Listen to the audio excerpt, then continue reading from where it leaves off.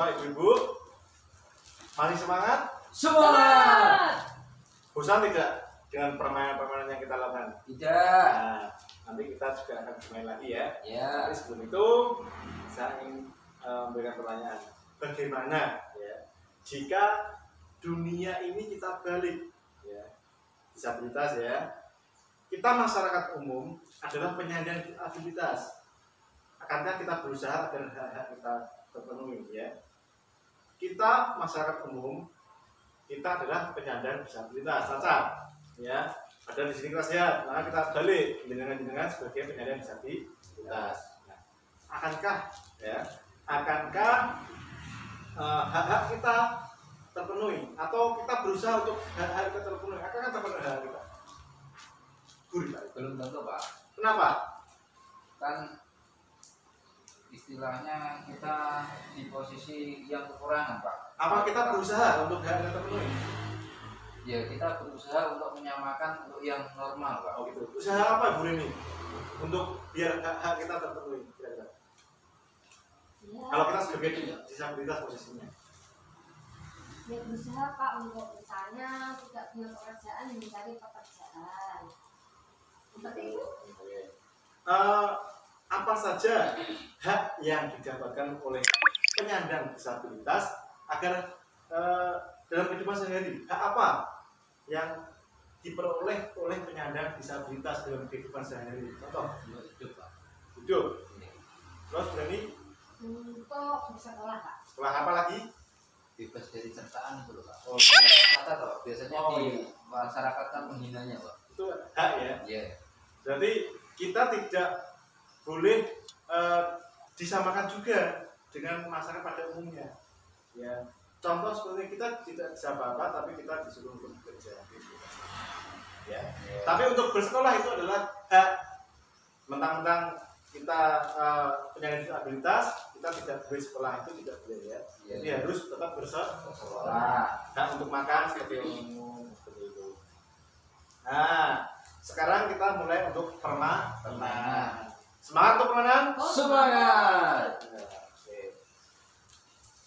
Permainan kita kali ini nanti saya akan membacakan beberapa pernyataan ya yang harus dengan respon. Ya. Nanti pernyataannya adalah menginjak atau berdiri di belakang pernyataan yang benar atau yang salah. Seperti ini. Nah, ini saya ada lambang benar dan ada lambang salah. Nanti jika pernyataan yang saya sebutkan nanti benar, maka berdiri di belakang benar. Jangan diinjak nanti rusak ya, di belakangnya. Di belakangnya. Kalau Pak Rifai di belakang sini, Bu Rifai di sana. Kalau pernyataan saya salah, maka silakan berdiri di belakangnya. Salah. Iya. Paham sampai sini? Paham, Pak. Terus. Ya. Oke, mari kita mulai. Mari kita mulai. Pernyataan pertama, ya, anak disabilitas tidak perlu sekolah karena akan kesulitan ketika belajar di sekolah. Benar atau salah? Salah ya? Salah, Pak. Kenapa kok salah? Kan tadi katanya mereka punya hak yang sama untuk bersekolah. Nah, berarti pernyataan bahwa anak disabilitas tidak boleh bersekolah adalah salah. Salah. Baik lagi. Oke. Penyandang disabilitas harus cukup gizinya. Betul atau salah? Kenapa? Iya, Pak. Kan punya kesamaan untuk tetap hidup, Pak. Gizi ya. Iya. Untuk Gizi kan tetap kayak anu sehat ya, Pak. sehat. Dan gizinya Terpenuhi. Oke. 3. Anak tunanetra. Tahu tunanetra? Ya. Tahu, saya tidak tahu Pak. Apa itu Pak? Tidak bisa Melihat. melihat. Itu loh, Pak, di gambarnya, Pak.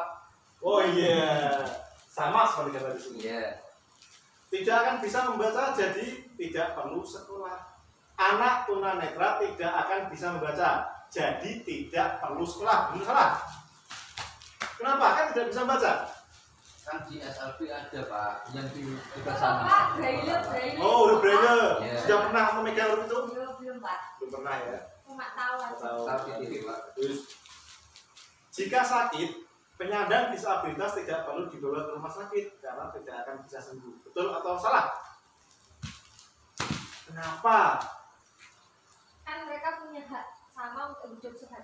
Sehat ya. Jadi ketika ada upaya kesehatan sakit ya harus juga ke rumah Sakit. Mentang-mentang cacat juga ke rumah sakit itu tidak. Silakan kembali. Mantap. Semangat. Semangat. Nah, yang terakhir. Anak yang memakai kursi roda tidak perlu bermain dengan teman-temannya karena dia sulit berjalan. Betul atau salah? Anak yang memakai kursi roda tidak perlu bermain dengan teman-temannya karena dia sulit berjalan. Betul atau salah? Oke, anak kursi roda tidak perlu bermain. Kenapa kok? Dengan Pak Rifai bilang betul. Betul Pak. Soalnya kalau temannya itu nakal nanti kursinya gitu Pak. Iya. Betul, oke. Kursinya nakal itu loh Wah, Pak. Khawatirnya kan kayak gitu Pak. Khawatirnya Kan, Pak? Iya. Jadi Khawatirnya. hak untuk bermain menurut Pak Rifai tidak boleh. Iya. Oke, tuh boleh nih. Itu salah Pak. Kenapa? Mereka walaupun tidak bisa istilahnya tidak bisa berjalan tapi ya tetap bisa bermain apa? Nah, karena itu emosional ya. Jadi yang benar Pak Rifai, meskipun tidak bisa berjalan, pakai kursi roda tetap boleh bermain dengan Teman. Kalau jenengan orang sebagai orang tua, kok ragu, samar, yang diawasi ketika bermain Pak, emosional anak itu terkendali terkontrol, senang, jangan Ya. murung terus di rumah. Nah, Baiklah. oke, oke, dapat kita simpulkan, ya, dapat kita Boleh itu simpulkan. ada Pak? Kita berdiri dulu. Oh, berdiri. Ya setelah sesi ini, karena kita sesi bermain, ya. Ya, ya Dapat kita Pak. simpulkan bahwa ya kita tidak boleh mengucilkan atau merampas hak anak disabilitas. Disabilitas. Dia harus berhak bersekolah, pemenuhan gizi, kemudian ketika sakit juga harus mendapatkan layanan kesehatan. Kemudian untuk bermain emosional anak yang disabilitas harus juga terpenuhi supaya tidak stres di rumah. Ya Pak. Karena kita harus memberikan rasa nyaman kepada anak disabilitas, tidak murung di rumah saja. Seperti itu ya. Ya. Baiklah, saya rasa itu untuk permainan kita. Sudah paham ya? Bisa Paham, Pak. Pak. Jadi nanti ketika kita sudah di lingkungan kita ada anak disabilitas, kita bisa tahu mana yang harus kita tindakan kita yang benar atau yang salah untuk memberikan perlakuan kepada anak Disabilitas. Baiklah, setelah ini kita istirahat dulu sebentar, kemudian kita lanjut ke langkah berikutnya. Silakan beri dulu.